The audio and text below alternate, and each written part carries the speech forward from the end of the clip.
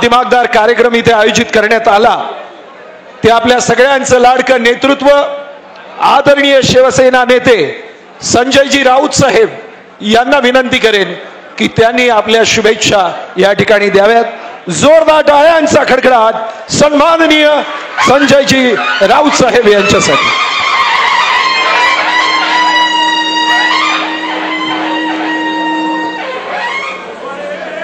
आदरणीय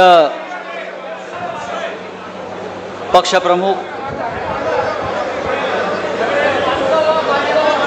अरे बाबा जरा सकाळपासून शिस्तीत राहिलात ना, थोडं शांत राहा। आदरणीय शिवसेना पक्षप्रमुख उद्धव ठाकरेजी, या भव्य मंचावर उपस्थित असलेले शिवसेनेचे सर्व नेते आणि नाशिकचे सर्व पदाधिकारी, आज सकाळपासून इथे ज्या शिबिराचं आयोजन केलेलं आहे त्याचा आजचा हा समारोपाचा म्हणजे अत्यंत महत्त्वाचा असा हा क्षण आहे। पक्षप्रमुख उद्धव ठाकरे आपल्याला मार्गदर्शन करतात। मलाही म्हणाले मार्गदर्शन करा आपले लोक। मी म्हटलं आता मी काय मार्गदर्शन करणार। मगाशी आपण ज्यांची चित्रफीत पाहिली, ज्यांचं दर्शन आपण घेतलं, ते हिंदू हृदय सम्राट बाळासाहेब ठाकरे आणि मार्ग दाखवणारे उद्धव साहेब तुम्हीच आहात। अशा प्रकारे हा दिवसभराचा मार्गदर्शनाचा कार्यक्रम तुमच्या उपस्थितीत आता संपतो आहे। मी फक्त उद्धव साहेबांना एवढं सांगू इच्छितो की हे संपूर्ण शिबिर हे नाशिकच्या शिवसैनिकांच्या मेहनतीने पार पडलेलं आहे। नाशिकचे शिवसैनिक, नाशिक शिवसेनेचे सर्व पदाधिकारी यांनी तन मन आणि धन अर्पून हे शिबिर यशस्वी केलं आणि ही शिवसेनेची ताकद आहे। आज आपल्याकडे सत्ता नाहीये, त्याच्यामुळे असे कार्यक्रम कसे होऊ शकतात असा प्रश्न पडतो। पण एकदा शिवसैनिकांनी मनावर घेतलं की असे 100 सोहळे तो पार करू शकतो। आज काय झालं, अडथळे बघा कसे येतात, आणतात। इथे आपलं शिबिर सुरू आहे आणि बाहेर नाशिकला शहरामध्ये भारतीय जनता पक्षानं दर्गे पाडण्याचं काम घेतलं। का तर शहरामध्ये गोंधळ व्हावा, कायदा सुव्यवस्थेची परिस्थिती निर्माण व्हावी आणि टी व्हीवरती आपल्या बातम्या दिसू नयेत म्हणून आजचा मुहूर्त काढला। पण त्या सगळ्यांवर पुरून उरून आजचा शिबिराचा सोहळा होतोय आणि दिवसभर महाराष्ट्रामध्ये या आपल्या शिबिराची बातमी होते आहे। या शिबिराचं वैशिष्ट्य काय आहे? अनेकांना वाटलं की पराभव झाला शिवसेनेचा, शिवसैनिक खचला असेल, शिवसैनिक घरी बसला असेल, शिवसैनिक आता घराबाहेर पडणार नाही, शिवसैनिक दहशतीखाली आहे। आजच्या शिबिरानं दाखवून दिलं की नाशिकचा शिवसैनिक आहे तसाच दणदणीत आणि खणखणीत आहे। एखाद दुसऱ्या पराभवानं खचून जाणारे आम्ही नाहीत। यापेक्षा वाईट काळ आम्ही पाहिलेला आहे। याच्यापेक्षा का वाईट बघायचं, यापेक्षा वाईट काळ आम्ही पाहिलेला आहे, स्वतः शिवसेना प्रमुखांनी अनुभवलेला आहे। आणि सगळ्यात खराब काळाशी सामना करणारी जी व्यक्ती असते ती सगळ्यात उज्ज्वल भविष्याची निर्माता होते, लक्षात घ्या। त्याच्यामुळे कोणाला असं वाटत असेल की आम्ही खचलो, दबलो, तसं नाहीये। एक छावा नावाचा चित्रपट येऊन गेला, त्याच्यामध्ये आपण छत्रपती संभाजीचा संघर्ष पाहिला. तो संघर्ष आपल्या वाट्याला आलेला लक्षात घ्या. त्या काळामध्ये कवी भूषण होता. कवी भूषण. छत्रपती संभाजी जेव्हा निराश झाले, चारी बाजूनी घेरले गेले आणि आता काय करावं हा जेव्हा त्यांना प्रश्न पडला, तेव्हा कवी भूषणने त्यांना एक मंत्र दिला, जो आपल्या शिवसैनिकांसाठी सुद्धा तेवढाच उपयोगाचा आहे. कवी भूषण सांगतो संभाजीराजाला, कवी भूषण संभाजीराजांना सांगतो, मन के जीते जीत है, मन के हारे हार, हार गए जो बिना लढे उन पर है धिक्कार. काय सांगतो कवी भूषण संभाजीराजांना? हार गए जो बिना लढे. तो महाराज उठा, आता लढायला पाहिजे आपल्याला. हार गए जो बिना लढे उन पर है धिक्कार, उन पर है धिक्कार जो देखे ना सपना. सपनों का अधिकार असल अधिकार है अपना. तू भोर का पहला तारा है, तू भोर का पहला तारा है, परिवर्तन का एक नारा है. यह अधिकार कुछ पल का है, फिर सब कुछ तुम्हारा है, फिर सब कुछ तुम्हारा है. आपल्याला सुद्धा ह्याच मार्गाने जायचं आहे. छत्रपती संभाजी लढला, त्यांनी परिवर्तनाची एक दिशा दाखवली, संघर्ष केला, त्यातून महाराष्ट्र उभा राहिला आणि परिवर्तन करण्याची ही ताकद जी आहे शिवसैनिकामध्ये. मगाशी नाशिकच्या पराभवावर चर्चा झाली. नाशिकचा पराभव का झाला? उद्धव साहेब, आपण खूप विश्लेषण केलं, पण नाशिकच्या पराभवाचं विश्लेषण वॉशिंग्टनमध्ये झालं, म्हणजे महाराष्ट्राचं. आपण म्हणतो का हरलो, का हरलो, का हरलो, पण नाशिकच्या पराभवाचं विश्लेषण जर कोणी केलं असेल तर ते वॉशिंग्टनला झालं. तुलसी गबार्ड नाव लक्षात ठेवा. तुलसी गबार्ड ही साधी बाई नाही आहे, मोदीची बहीण आहे. मोदी तिला सिस्टर तुलसी म्हणतात. आणि आता मोदी अमेरिकेला गेले होते तेव्हा जाताना इथून कुंभ स्नानासाठी जे गंगाजळ त्यांनी सगळ्यांना पाठवलं, त्या गंगाजळाचे कुंभ घेऊन हे मिस्टर नरेंद्र मोदी अमेरिकेला गेले आणि तुलसी गबार्डला सुपूर्द केलं. फोटो आले आहेत. ही तुलसी गबार्ड साधी बाई नाही आहे, ही ट्रम्प सरकारमध्ये गुप्तचर विभागाची प्रमुख आहे, इंटेलिजन्स ब्युरोची प्रमुख आहे तुलसी गबार्ड. त्या बाईने सांगितलं परवा, काय सांगितलं? ईव्हीएम हायजॅक होतंय आणि ईव्हीएम मुळे निकाल बदलले जाऊ शकतात. ईव्हीएम मुळेच. आपण पण सकाळी विनायकराव बोललात, तुलसी गबार्डने सांगितलंय, अमेरिकेच्या गुप्तचर विभागाच्या प्रमुखांनी सांगितलंय आणि मोदीच्या बहिणींनी सांगितलंय. तिच्या हातात गंगाजल आहे, ती खोटं बोलणार नाही. मोदीने तिच्या हातात गंगाजल दिला, त्याच्यामुळे ती खोटं बोलणार नाही. आणि ईव्हीएम मध्ये घोटाळा होतो, ईव्हीएमच्या माध्यमातून निकाल फिरवले जातात, हे जेव्हा तुलसी गबार्ड सांगते वॉशिंग्टनमध्ये बसून, तेव्हा महाराष्ट्राचा निकाल हा अशा पद्धतीनं का लागला याचं उत्तर जगाला मिळतं. बरोबर ना?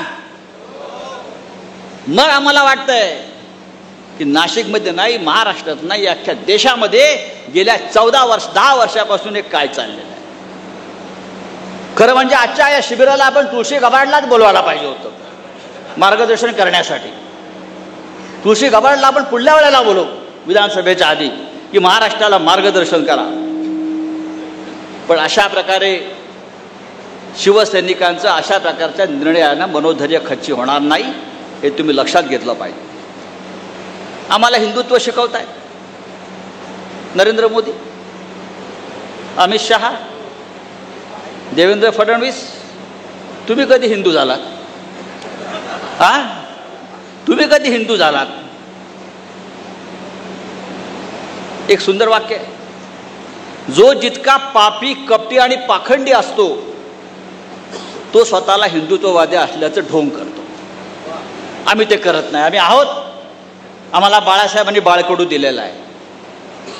आणि आजच्या शिबिराचं जर म्हणाल तुम्ही तर तोच एक संदेश आहे की आम्ही लढायला तयार आहोत.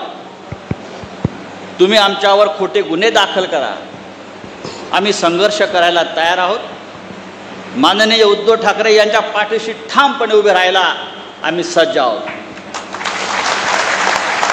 आम्ही आमच्या नेत्याच्या पाठी उभे राहू, ठामपणे उभे राहू, महाराष्ट्रात उभे राहू, देशात उभे राहू आणि तुमचं जे ढोंग आणि पाखंड आहे हे उघडं पाडू. या राज्यामध्ये जे चाललंय सध्या, ठाणे की रिक्षा, चेहरे पे दाढी, क्या चष्मा, आज हे महाशय परत गावाला गेलेले. मला आता भीती वाटते. आज पौर्णिमा आहे, अमावस्या आहे, काय आहे, कोणाचा आता जाणार आहे, कोणाचा बकरा कापणार आहे. आता आम्हाला महाराष्ट्राला पौर्णिमा अमावस्या आली की भीती वाटते. एवढा अंधश्रद्धाळू हा महाराष्ट्र कधीच झाला नव्हता. हा महाराष्ट्र पुरोगामी, या फुले शाहू आंबेडकरांचा, शिवाजी महाराजांचा, बाळासाहेब ठाकरेंचा हा महाराष्ट्र आहे. माननीय उद्धव साहेब, आज सकाळपासून या नाशिकमध्ये उत्साहाचं वातावरण आहे. आज सकाळपासून सर्व वृत्तवाहिन्यांवर या शिबिराचं वृत्त दाखवलं जात आहे. आणि या शिबिरातून आपण काय संदेश देणार आहात त्याकडे जे गावाला गेलेले आहेत ते सुद्धा तिथे टीव्ही लावून बसलेले आहेत. तेव्हा हा महाराष्ट्र आपल्या मार्गदर्शनाची वाट पाहतो आहे. आणि नक्कीच हे मार्गदर्शन शिवसैनिकांना, महाराष्ट्राच्या जनतेला योग्य दिशा दाखविल्याची मला खात्री आहे. मी आपला अत्यंत आभारी आहे की आपण आज मुंबईतून इथे आलेला आणि शिवसैनिकांना भेटताय. हा शिवसैनिक तुमच्यावर जीवापाड प्रेम करतो आहे. हा 15 विधानसभा मतदारसंघातून आलेला शिवसैनिक आहे. त्याने विधानसभेच्या निवडणुकीत जोरदार लढाई केलेली आहे. आणि ती लढाई जरी तो हरला असला तरी तो जिद्द हारलेला नाही. तो जिद्दीने परत पुढल्या लढाईसाठी सज्ज झालेला आहे. जय हिंद, जय महाराष्ट्र. अतिशय सुंदर आणि मार्मिक शब्दात आदरणीय राऊत साहेबांनी ही गोष्ट आपल्याला पटवून दिली आहे की जंग तक पक खत्म नहीं होती जब तक जीत हमारी नहीं होती. आणि अर्थातच यशाचं हे जे गुपित आहे ते आपल्या सगळ्यांसमोर उघडण्यासाठी आणि शिवसेना उद्धव बाळासाहेब ठाकरे या कुटुंबाचं, या संघटनेचं नेमकं पुढचं धोरण काय असेल यासाठी तमाम नाशिककर आज इथे उत्सुक आहेत. मी आदरणीय उद्धव साहेब यांना विनंती करेन की आपण नाशिककरांना संबोधित करावं. छत्रपती शिवाजी महाराज की, छत्रपती संभाजी महाराज की जय भवानी, जय भवानी.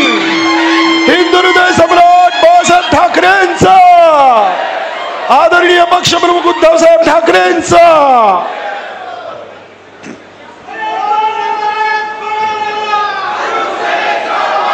उपस्थित सर्व लढवय्या शिवसैनिक बांधवांनो, भगिनींनो आणि मातांनो, दिवसभर आपलं शिबिर सुरू आहे आणि आपण म्हणालात तसेच सर्वजण तुम्ही माझी आतुरतेने वाट पाहताय किंवा पाहत होतात ना रे. आता त्याला 2 कारणं आहेत. एक तर माझं भाषण ऐकायला खरंच आतुर असाल किंवा माझं भाषण शेवटचं आहे आणि हे झाल्यानंतर आपण सुटणार आहोत. त्याच्यामुळे वाट कशाचं आहे म्हणजे नेमक्या कोणत्या गोष्टीसाठी बघतात मला नाही माहिती. भाषणाची ना तुम्हाला खरंच धन्यवाद देतो, कारण मगाशी शिवसेना प्रमुखांचं मनोगत तुम्ही ऐकलत. मी तर भाग्यवान आहे, मला मा आणि बाळासाहेबांसारखे आई वडील लाभले आणि त्यांनी माझ्या पाठीशी तुमच्यासारखी जी पुण्याई उभी करून ठेवले, याच्यासारखं भाग्य हे सत्तेपेक्षा कित्येक पटीने जास्त आहे. कारण सत्ता असली का सगळे तिकडे जातात, इथं जगराटी आहे. पण सत्ता नसताना जे राहतात तो खरा निष्ठावान आणि तो खरा आपला सोबती असतात. कारण सत्यनारायणाची पूजा असली का तीर्थप्रसादाला सगळेच जातात, तसे सगळे जात आहेत, जाऊ द्या. पण तुमच्यासारखे खरोखर ज्याला आपण वाघाचे छावे म्हणू असे मर्द शिवरायांच्या मावळ्याचे वारसदार माझ्या सोबत आहे, त्याचा मला अभिमान आहे. उन्हाळा तर तापलाय, खूप गरम झालाय महाराष्ट्र, रेकॉर्ड ब्रेक. आणि शिवसेना प्रमुखांचं एक वाक्य मला आठवत आहे की ज्या वेळेला अशा उन्हामध्ये सभा व्हायच्या, म्हणजे आता तर आपण हॉलमध्ये आहोत, एसी कमी पडतोय, उन्हातानाच्या मोर्चात किंवा सभेमध्ये शिवसेना प्रमुख म्हणायचे की जमीन तापले, वरनं सूर्य आग ओकतोय, पण मधली तुमची डोकी नुसती उन्हाने नाहीत तर अन्यायाविरुद्ध लढण्यासाठी तापलेत की नाही, हा महत्वाचा प्रश्न आहे. कारण नाहीतर गरम असे सगळेच होतात हो. विचाराने किती तुम्ही तापलायत हे महत्वाचं आहे. त्याच्यावरती उद्या आपलं भविष्य आणि आपल्या महाराष्ट्राची नेमकी दिशा ही ठरवणार आहे. ही दिशा आपण ठरवणार, हे गद्दार नाही ठरू शकत. हा सगळा जो काही इतिहास आपण मगाशी मी येताना मुंबईचा पवाडा ऐकत होतो, माझी मैना गावाकडे राहिली, संयुक्त महाराष्ट्राचा लढा. आपल्यापैकी किती लोकांना माहिती आहे संयुक्त महाराष्ट्राचा लढा काय तीव्रतेने लढला गेला आहे? किती 2-3 हात उभे फक्त राहिले असतील. तो आकडा आहे 105 हुतात्म्यांचा, हा सरकारी आकडा आहे. पण जसं आता संजय राऊत आपण उल्लेख केला तुलसी गबार्ड, तसंच त्यावेळेला एक परदेशी पत्रकार आल्या होत्या, ताया झिंकिन. आमच्या चॅनलला लाईक करा, सबस्क्राईब करा, बेल आयकॉनवर क्लिक करा आणि हो शेअर करायला विसरू नका.